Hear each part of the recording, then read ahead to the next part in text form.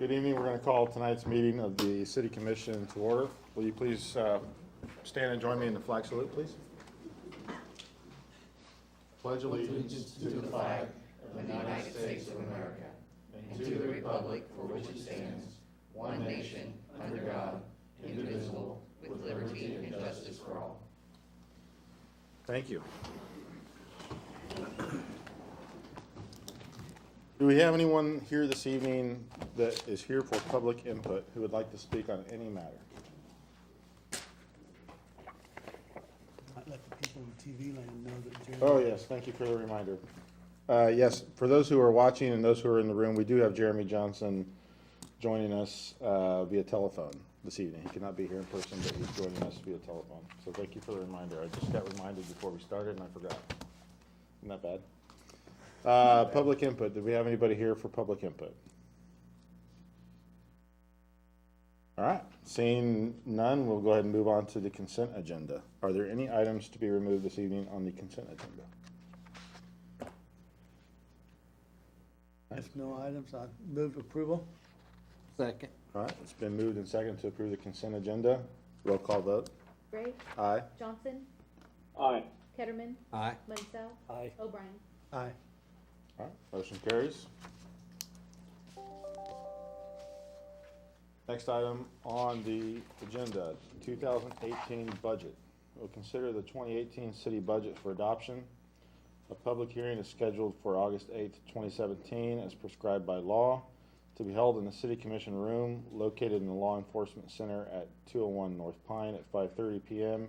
for the purposes of hearing and answering questions relating to the 2018 budget. Good evening, Mayor, City Commissioners. Good evening. 2 weeks ago at the last meeting, City Manager Darren Hall and I presented the City Manager's 2018 submitted budget for your review. And tonight we're asking that you approve the budget as submitted so I can publish a hearing tomorrow to be at the next August 8th meeting for the public, if they have any questions or concerns on that budget. Okay. We appreciate that all of you have taken time in the last 2 weeks to either come into City Hall, meet with us with your questions, or submit them electronically to Jamie, and wide variety of questions. You obviously dug through it pretty hard, and we are here today to answer any questions and help you get to a hopefully positive vote so we can make Jamie's calendar and the state's calendar, if you will. So thanks again for looking into it so deeply, and how can we help you?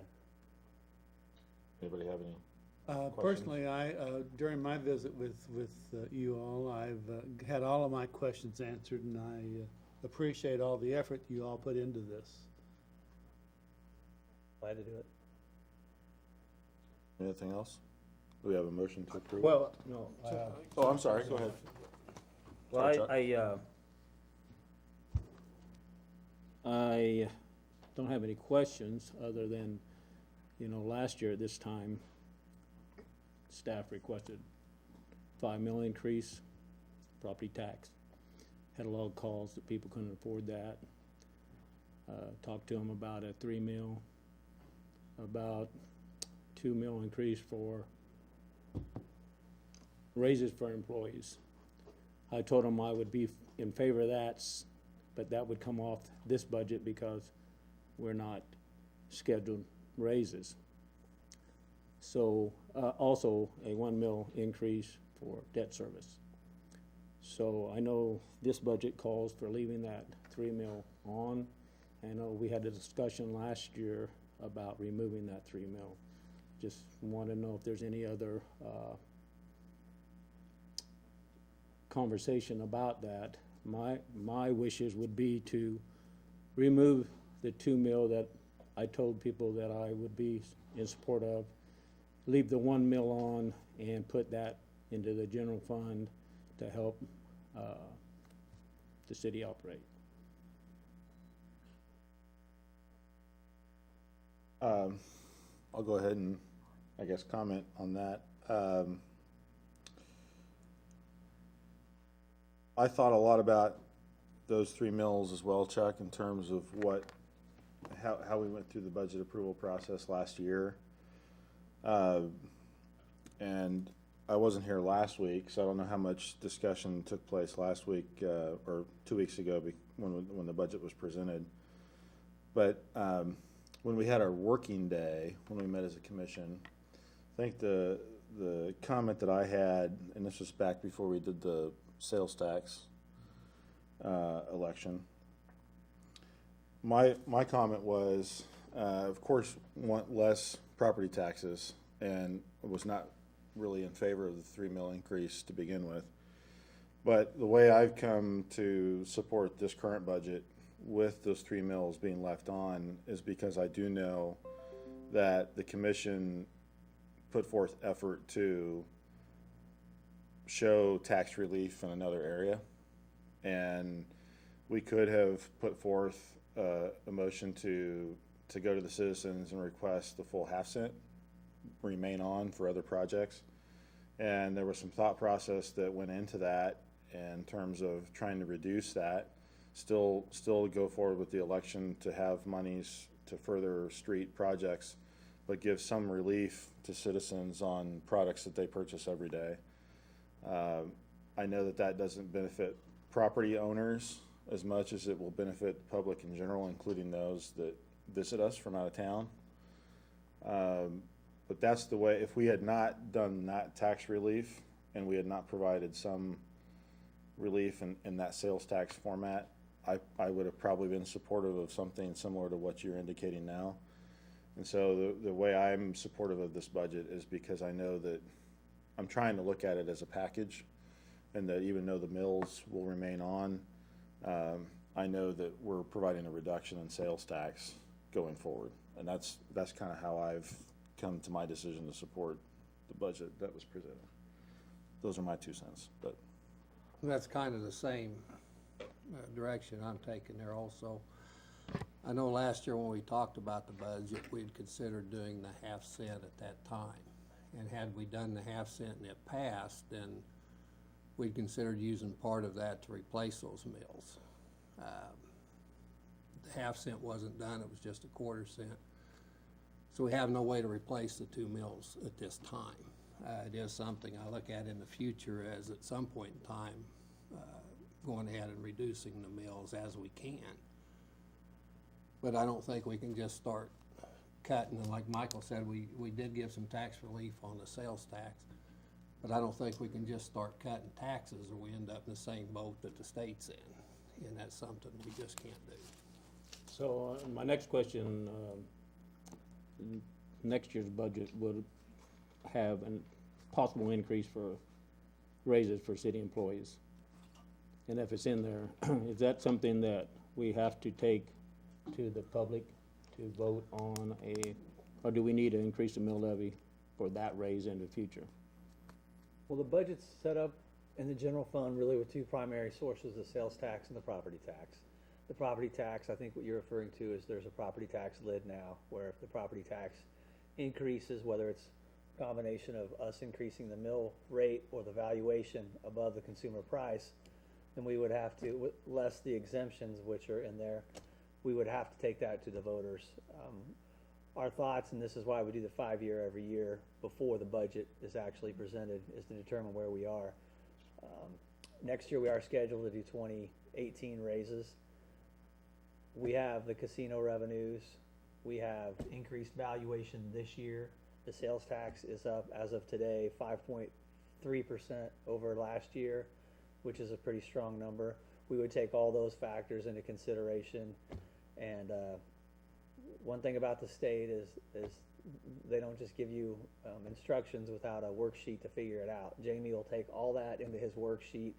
That will tell us whether or not we would need to have an election.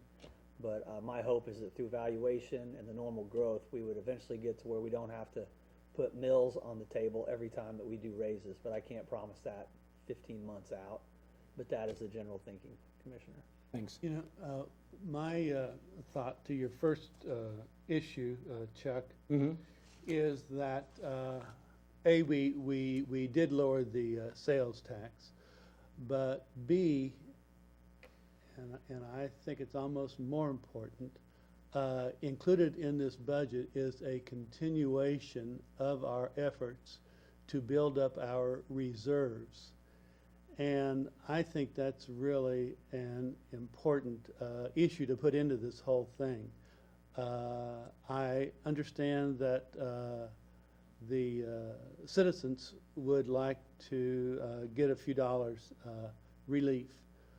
On the other hand, if we don't continue to build these reserves to the place that it is where it should, then God forbid we have a horrible catastrophe and don't have the money to provide the services that these citizens need/want.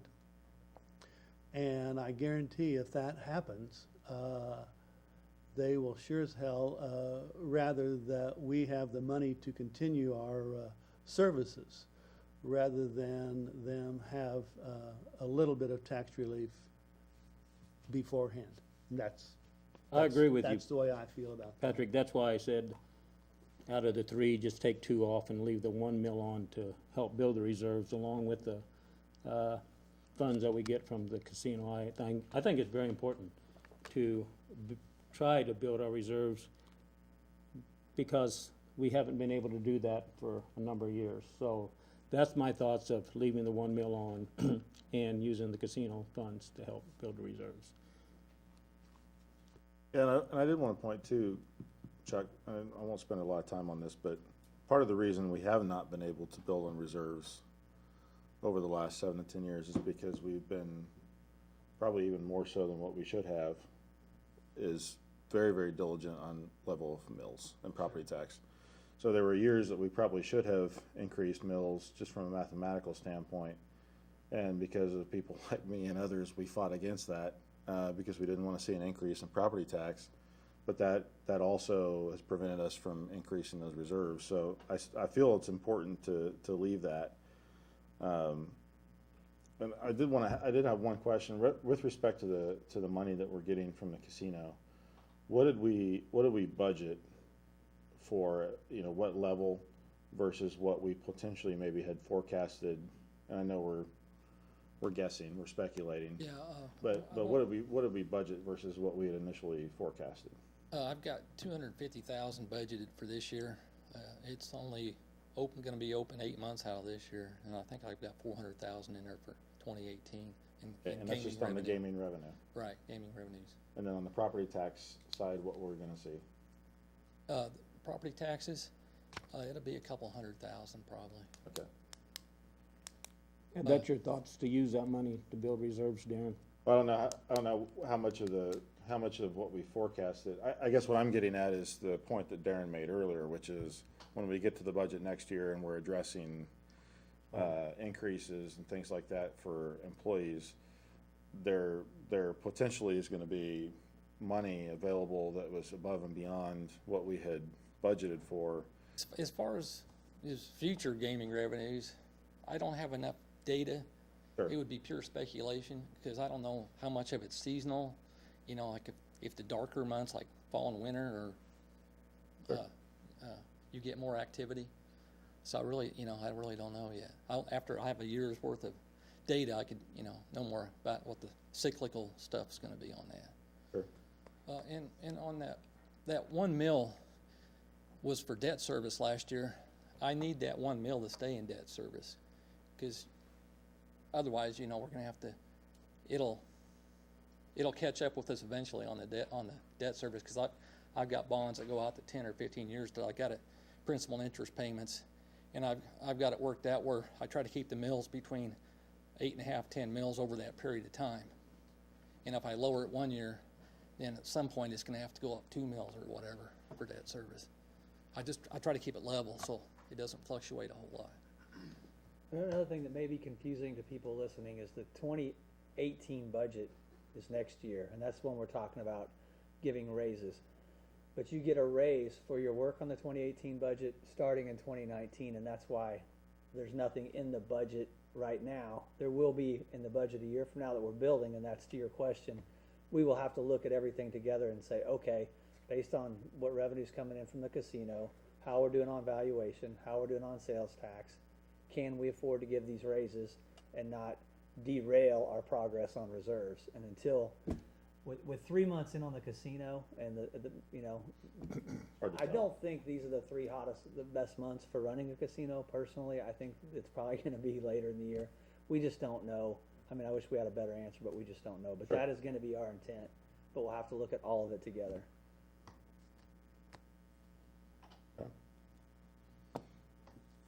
Anybody else have any questions or comments? I'm just curious, while we're on the casino, what are we averaging a month from them right now, do you know? Right now, at the 3 months average is 27,000. I would just like to say, for my part, all of the people that I have talked to about the budget, which has been considerable, everyone has been very positive and supportive. They understand the need for building up reserves and being financially responsible. And none that I have talked to have had any interest in seeing their taxes reduced if it meant reduction of services or ability for the city to store money away, as like Patrick was saying, in case we should actually need them at one point, rather than using them kind of frivolously or counting on them.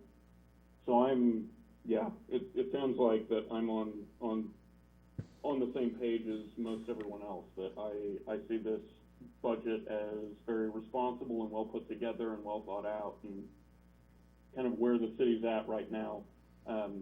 This is the thing that makes the most sense going forward. Okay. Any, If it, go ahead, Jeremy. If there are no other comments or questions on the budget, I will move to approve it as submitted. I second that. Are we good with no other questions or comments? Okay, it's been moved and seconded. All votes in favor? Aye. Aye. Aye. Against? Aye. All right, motion carries. Thank you. And I would have one quick thing. We've had meetings in the past, 2 or 3 years ago, for people to come in and address questions on the budget. We haven't done that this year, but the budget can be made available if someone truly wants to look Right, at it and have questions for the public hearing. It is online. Okay, It's been online for 2 weeks, and it'll stay online until the formal adoption on August 8th. okay. I just wanted to make sure that people knew that you can go to the website. It's the and find city's that. website. Okay, And I'd like to add, if anybody has a group at any time ever during the year that wants us to come out and walk through the budget, talk about the budget, we would be happy to do that. I mean, we would actually like to do that if somebody would. Is there a hard copy in City Hall for those that might not have internet access that they can come and look at? Yeah, sure, they can look at mine or Darren's or whatever, or I can make one up. One other thing about this meeting that you brought up that we have had in the past, I want to say probably, you recall which ones I was talking about? yeah, they were so horribly attended. That's one of the reasons I would imagine that we didn't go forward with those again this year. Because we had several of those meetings where no one showed up to discuss it, talk about it, or learn about it. I just wanted to bring that before the people. Sure. And that's one reason we've tried to make it much simpler. I mean, Jay has a vast amount of experience in this. Jamie has a ton of experience with putting things into language and tables and using graphs instead of just the 700 pages of words that nobody, I mean, I don't want to read Gone with the Wind, let alone the city's budget if it's that long. So we're doing everything we can, but we understand we kind of get lost in our own nomenclature too, so. You don't like Gone with the Wind? I like movies. I like movies. I don't know. I saw the movie. We'll just watch the movie instead of reading the book. We don't have a movie on the budget, but maybe we'll work on that. But I did, and also too, thank you for Jamie, Darren, staff, people that helped put this together, because I would echo what all the other commissioners have said, and you said, Darren, this is very easy to read and comprehend, and it makes our jobs a lot easier to go through it when we have something that's comprehensible and easy to go through. Happy to do it. Anything else in the budget before we, If anybody has any questions, they can give me a call at City Hall or Darren a call at City Hall. okay? Thank you. Thank Thank you, Jamie. Thank you. Thanks, Jamie. Appreciate it. Good job, Jamie. Next item on the agenda, Economic Development Quarterly Report. Director of Economic Development Blake Benson and Pittsburgh State University Chief Strategy Officer Sean Nacarado will present the Quarterly Economic Development Report. Changed. Yes. That's what a week Got- in Mexico will Gotta, do. No. gotta flip that hair. Yeah. Got a makeover. Thank you, Mr. Mayor, members of the commission. As you can see, this is not Sean. Very proud to be joined tonight by Sydney Anselmi. Sydney is the Director of Operations for Enterprise PSU and works hand in hand with Sean to implement the university's economic development initiative. So we are here, if we can bring our presentation up. Okay. Here to just bring you up to speed on some of the bigger projects that are going on in the world of economic development in Pittsburgh. First of all, we've been able to break ground on new expansion at Eagle Picture Technologies. This happened in mid-April. This is a $3 million expansion, as you see there, 15 new jobs. The wage is very attractive to us. It's why the city was so eager to help out with this project. They are about halfway through the construction phase. Anticipate the construction of the new expansion, which it's a city-owned building. Construction will be complete by the end of August. They'll then move in the equipment during the month of September and will be fully operational by the end of September. So a great project out at Eagle Picture Technologies. Last time we were here, we talked about the Global Manufacturing Summit that actually did fall in quarter 2, but we were so excited about the turnout that we presented last quarter's commission meeting. I wanted to bring it up again just to reiterate, we had 220 attendees, some of which were international.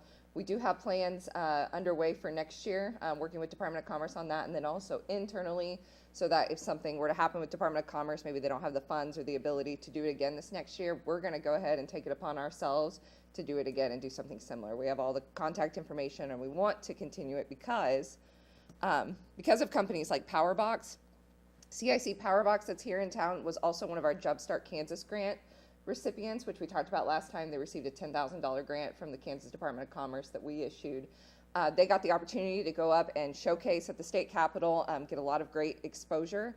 But the biggest thing is at that Global Manufacturing Summit, they actually were approached by General Taffanelli and were able to get government contracting certified and are now selling to the U.S. military. And so that is the kind of connections and synergy that we're creating at events like this. So we want that to continue. So wanted to highlight that for you. Another project that we brought to you for your consideration, the city was able to help with a property tax exemption and utility work, an expansion out at Apex Stages that will value nearly $1 million, 10 new jobs at $15 to $21 an hour. I don't think some people in our community realize exactly what Apex does. These are the kinds of stages that they make, concert stages. They've even had a stage used in a vice presidential debate before. But that's the side of their business that is growing rapidly, so they will begin very soon building a new facility in the Airport West Industrial Park just north of Martinez Produce, and this will also help us jumpstart the development of that stretch of the Airport Industrial Park because it's been vacant for quite a while. But that's one of the reasons we wanted to bring this to fruition, because it's much easier to sell a future prospect if they see a project ongoing instead of just imagine the possibilities or your building could be here. So very appreciative to Todd Allison and Apex Stages for choosing to do that project in Pittsburgh. Last time we were here, we talked about the Kansas Polymer Research Center and Honeywell partnering together for an affirmation of partnership to do work together. Since that time, our executive director of the Kansas Polymer Research Center, Daryl Pulliam, was able to visit the National Security Campus and secure an additional $260,000 in additional work for the KPRC. So those are kind of new work, new research that's being done, and hopefully can start to build more of a nexus around plastics and processing in our area. And so these kind of contracts help move that forward. Of course, one of our local corporate icons, NPC International, everyone knows them for their Pizza Hut holdings. They are still the nation's largest Pizza Hut franchise owner. What most people don't realize is that at the end of May, they also became the nation's largest Wendy's franchise owner. They now have completed acquisitions that give them 400 Wendy's locations. That's really what is driving a lot of NPC's growth. Necessitated additional expansion or additional positions to accommodate that expansion. So a $500,000 expansion that the city again was able to partner with NPC on. 15 new jobs that will accommodate this growth associated with Wendy's. For anyone who has been to NPC and tried to get a parking spot, I thought this was a good shot because I went out to take a picture. I never could find a parking spot, so I just had to pull over in the middle of the parking lot, jump in the back of my truck, and take this picture. But they're growing. They're at a very visible location at the 20th and the bypass, but obviously good to see NPC not only continue their operations from Pittsburgh here, but also continue to grow them. Lakewood, Yes, what sir. was that 15 new jobs, the average wage? You didn't have that on there? It $15 to $18 an hour. Thank you. Yes, sir. In May, we were excited to host the regional director of the Economic Development Association agency for the U.S. government. She is out of Denver. We had completed a research planning grant last year, which is part of what really put us in a good position to do economic development work for the city and a lot of our other projects. We had them back in May, and we are currently working on a technical assistance planning grant. One of the things that came from the Angelo Economics study was that PSU really needed a formalized technology transfer and commercialization component and arm, and that's not something that we have the infrastructure for right now. But with this grant that we're working on, we should be able to have a consultant evaluate where we're at and then give us recommendations moving forward. Especially with Block 22 coming online, we're really going to need a really formalized process for that to enable businesses to take their technology to market and then also help them hopefully locate and stay in Pittsburgh. Kendall Packaging, their expansion that they're in the middle of right now is the largest manufacturing expansion that Pittsburgh has seen in the last 15 to 20 years. The city was able to honor Kendall Packaging this year. The mayor was able to present them with the city's Employer of the Year award a couple of months ago. They are nearing completion of an expansion that totals nearly $9 million, triples their local footprint, adds 15 new jobs in phase 1. The exciting part is that there are plans for a phase 2 down the line that will add another 15 jobs. And to show you how significant this is for the company, they're based in Wisconsin, and the project that they're doing here in Pittsburgh is the largest investment that they've ever made in any community in the country, and they chose to do it here in Pittsburgh. So very appreciative to Kendall Packaging for choosing to grow here. This really confusing org chart is something that we were really excited to share with you all. It may or may not be as exciting to you, but as a direct result of our partnership in economic development for the city of Pittsburgh, we were blessed by Dr. Scott to be able to create a new unit within the university. It's called University Strategic Initiatives. You heard Mayor Gray mention Sean Nacarato's new title as Chief Strategy Officer. He used to have 2 really long ones, so this one's much easier. As Blake said, I serve as Director of Operations and of Student Initiatives. And what we've done is we've combined the former CIBD, the Center for Innovation and Business Development, into Enterprise PSU, which is our formal small business development arm. We do financing, we do consulting, we have a Department of Commerce rep, Craig Van Wy, who offices there, and we're really able to move quickly and help entrepreneurs start and grow their businesses. We've combined Sean's role in government and community relations into that, because as we all are aware, economic development takes a lot of different partners, both at a community, local, federal level. So that piece comes in. The Kansas Polymer Research Center, since it is our #1 commercialization vehicle at the university, it made sense to move it under our umbrella as well and have better synergy. As well as our PSU Research Foundation, we are really starting to get our hands around that and what that means. It's different than the university's philanthropic foundation. This would be an arm that we see commercialization funds being able to go into and then turn around and be able to support entrepreneurs with seed money, startup funds, anything like that. We'd be able to be a little bit more mobile with that than some of the other university funds. One project that I don't know that we've talked about in here because they didn't request any incentives is, as many of you know, the healthcare sector has been a big growth sector for our community over the last 5 to 10 years. The Community Health Center in Via Christi and all of our private practitioners. Via Christi is partnering with Mercy to build just east of Via Christi Hospital a primary care clinic. This is a $2.5 million project that they broke ground on originally last fall. They're slated for completion by the end of this year. 30 exam rooms, and again a $2.5 million investment by Via Christi and Mercy, and glad that they chose Pittsburgh to make that investment.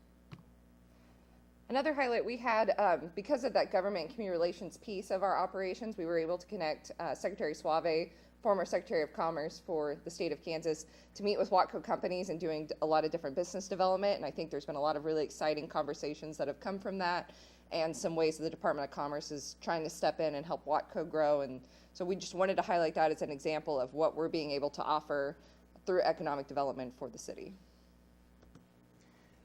One project that I think the community was very excited about was the opening of Tractor Supply, and obviously a new retail offering.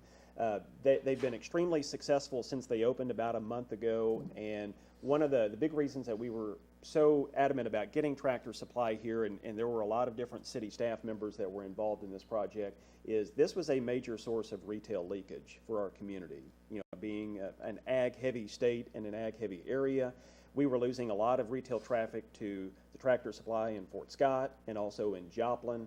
So to be able to stop that leakage and keep more of that shopping here is something that we feel like the Tractor Supply will help us accomplish.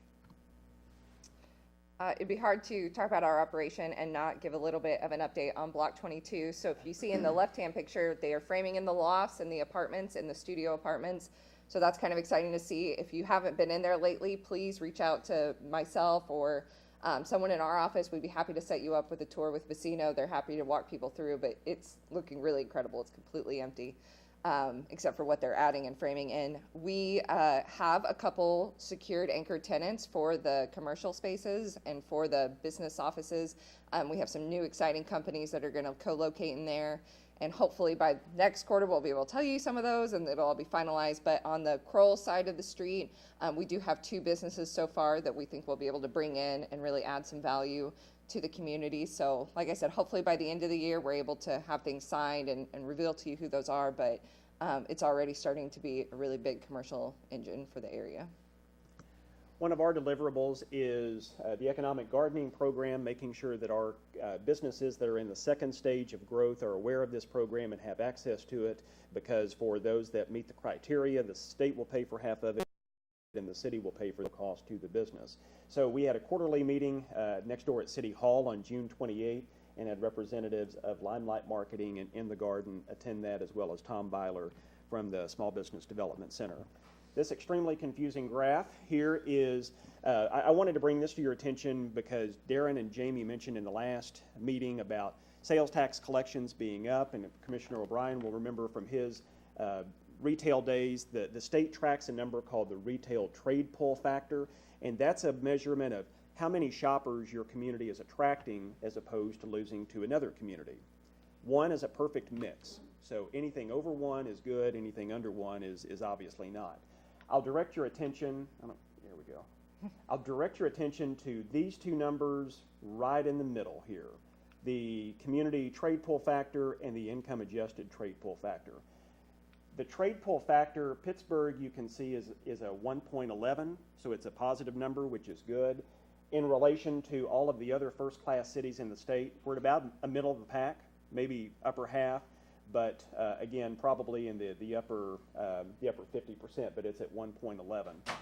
For the first time ever, the state has this year come out with an income adjusted trade pull factor.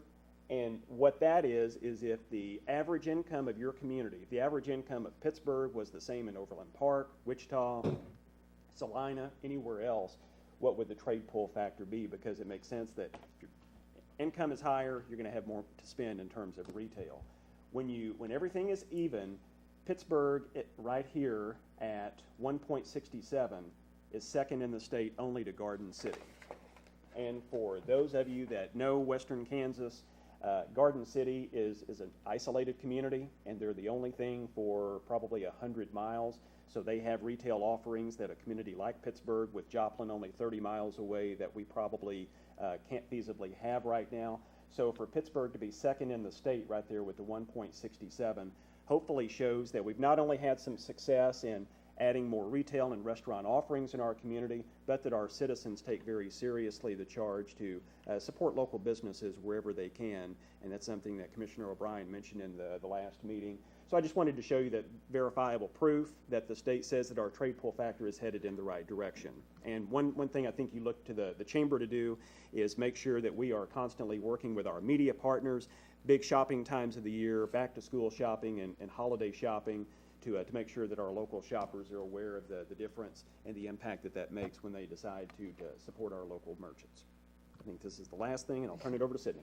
Sorry. So this is kind of crazy. I'm happy to provide this to you all in a spreadsheet, but this is a breakdown of the Angelou Economics report. We decided that it being mid-year, that maybe we needed to give you an update of that implementation matrix and what we're actually doing with that. And so there's a couple different goals that were included in that, and the way that Angelou broke it down was they had who the primary group would be, so out of all the city groups and economic development and the university. We took a look at, Blake came in and we sat down as a team and looked at what this first year's goals were and what actions needed to be taken place, where we were at and where we were needing to be for the remainder of the year. So we felt very positive about it. I think we thought that it was well worth the city's time to do this report. It gave us a lot of good footprint, but to give you some highlights, goal number one of the implementation analysis was to promote local entrepreneurship and attract jobs and investments.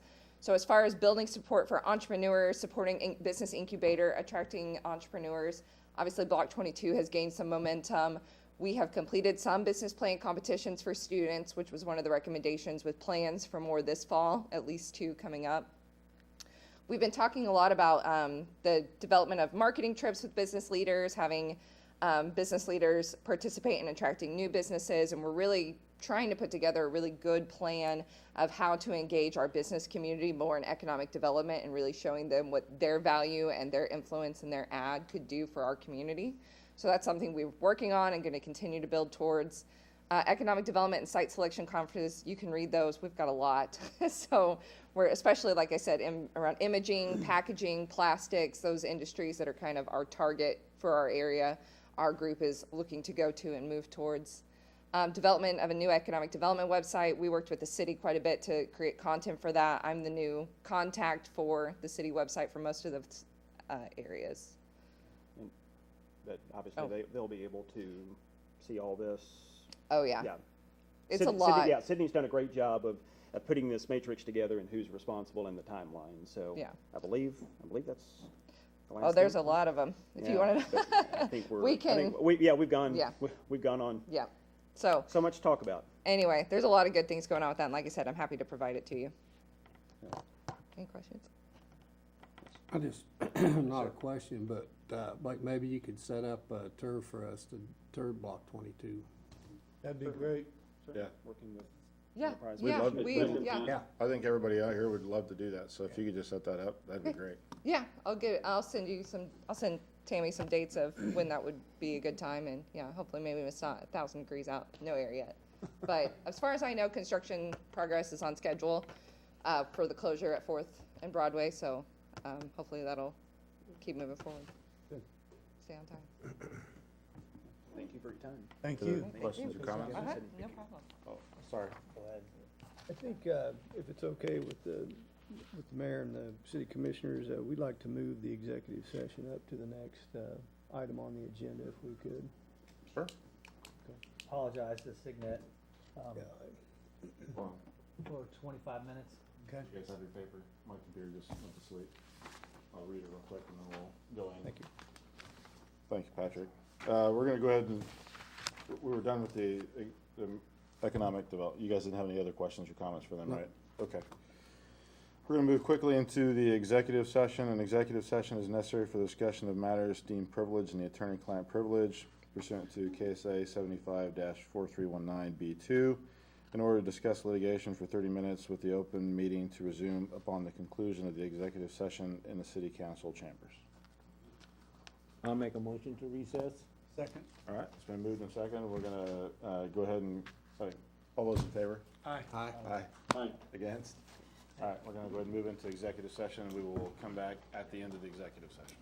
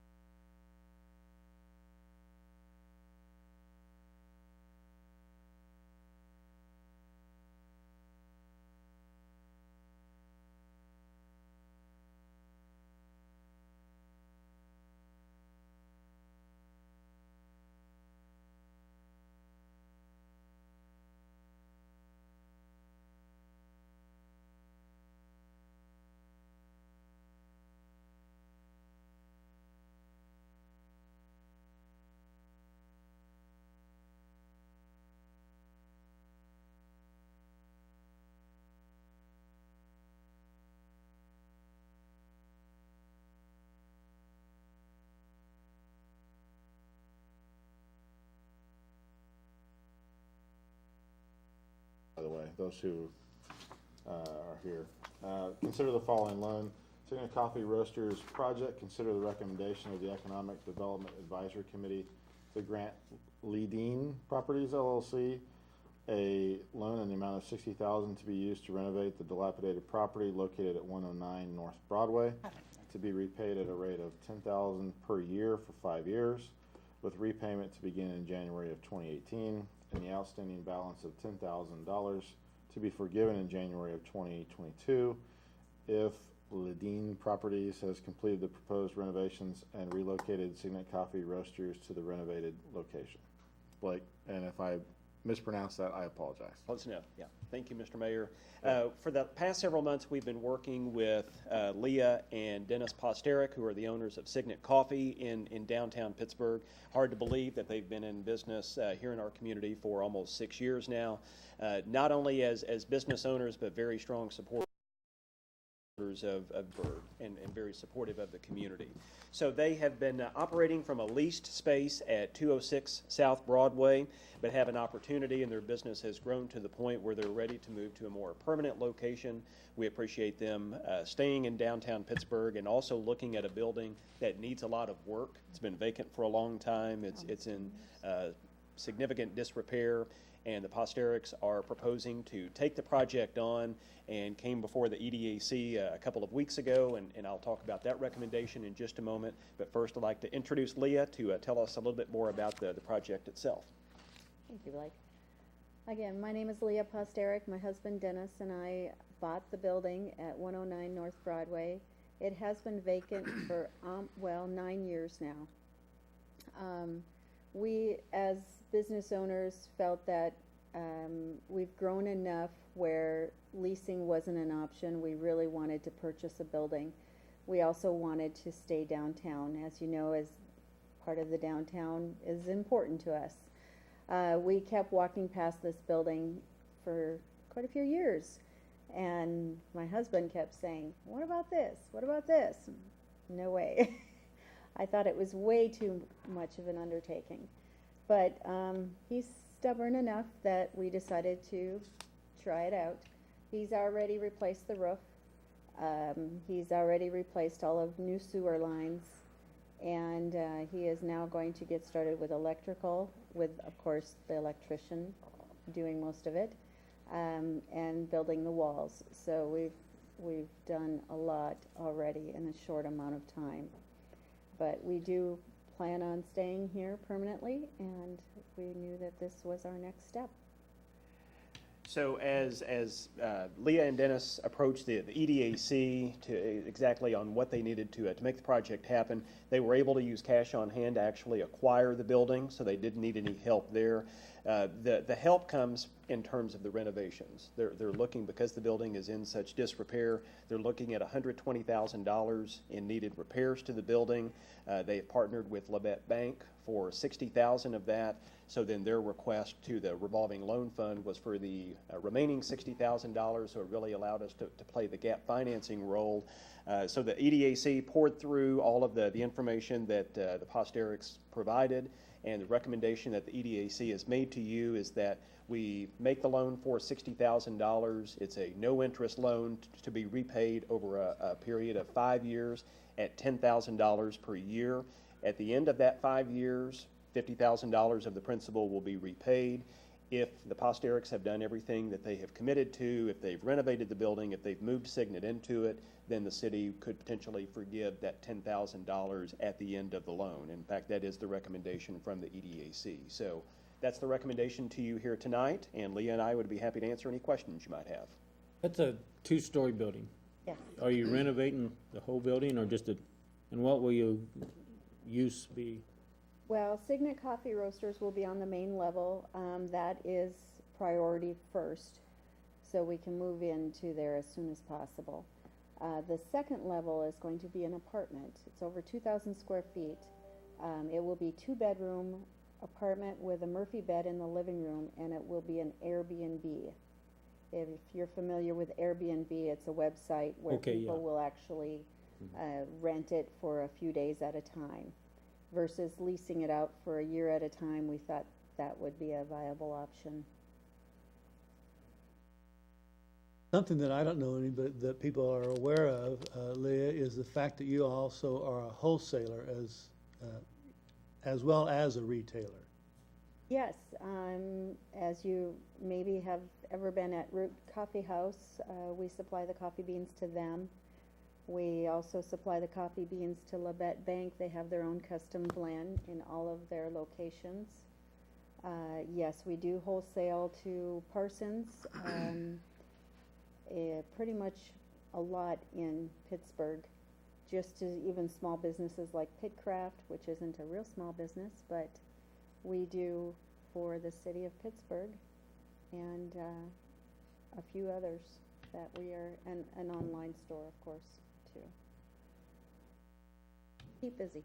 If there's no other Is this a questions. bigger building than you're in now, is it? Yes, yes, square footage, really, it isn't too much more, but it will be the second level that will make it much more. But it is a little bit wider, and we will, if anybody is aware of where we're at now that we're leasing, it's a large warehouse in the back. But we don't need so much warehouse, we need a lot more room for the roasting facility itself. We're pretty tight for room, especially during our busy season, which is during winter months. And I might say that not only are they great roasters, Leah is a great baker. Really good. I don't want to secret's get out. too much into that. Yeah. Well, I won't say brownies are fabulous then. All right, any other questions, I think comments? Patrick was making a motion there, but. All right, I move to accept this recommendation. I'll second. all right, it's been moved and seconded, all votes in favor? Aye. Aye. Aye. Against? Motion carries. Thank you. Thank you Good luck very to much. you. Thanks, Leah. First revised and restated statement of policy and procedures regarding tax exemptions and incentives for economic development. Consider the recommendation of the Economic Development Advisory Committee to adopt the first revised and restated statement of policy and procedures regarding tax exemptions and tax incentives for real and personal property used for economic development purposes.